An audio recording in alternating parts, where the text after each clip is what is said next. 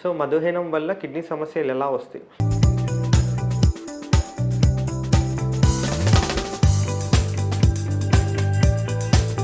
Hi, I'm doctor B Saikanth Kumar, consultant nephrologist from AS clinics, Kothapet.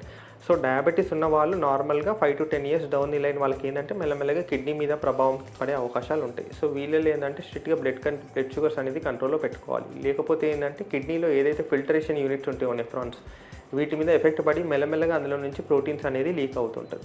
ఆ protein అనేది leak అనేది సహజంగా పెరుగుతూ కొద్దీ కిడ్నీ మీద ప్రెషర్ పెరిగి మెల్లమెల్లగా కిడ్నీ ప్రభావం అనేది పెరిగి కిడ్నీ ఫంక్షన్స్ అనేది గ్రాడ్యువల్గా డిక్లైన్ అవుతుంటుంది.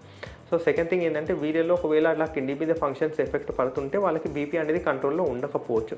సో అన్కంట్రోల్ హైపర్ టెన్షన్ లాంటివి కూడా ప్రెజెంట్ అయ్యే అవకాశాలు ఉంటాయి. థర్డ్ థింగ్ ఏంటంటే వీళ్ళల్లో ఓన్లీ కిడ్నీస్ మీద కాకుండా వేరే అవయవాల మీద కూడా ఎఫెక్ట్ పడే అవకాశాలు ఉంటాయి, లైక్ ఐస్, హార్ట్, బ్రెయిన్, వీటి మీద.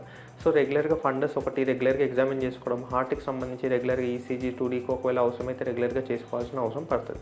అండ్ దీస్ పేషెంట్స్ ఏంటంటే ఎవ్రీ ఇయర్లీ ఒకసారి మనం యూరిన్ ఎగ్జామినేషన్, ఆర్ఎఫ్టీస్ అనేది రెగ్యులర్గా మానిటర్ చేసుకుంటే మన కిడ్నీ మీద ఏమైనా ప్రభావం పడుతుందో అది ఎలా కంట్రోల్ చేసుకోవచ్చు అనేది ముందు జాగ్రత్తగా మనం ఏమైనా ట్రీట్మెంట్ ఇవ్వడానికి అవుతుంది.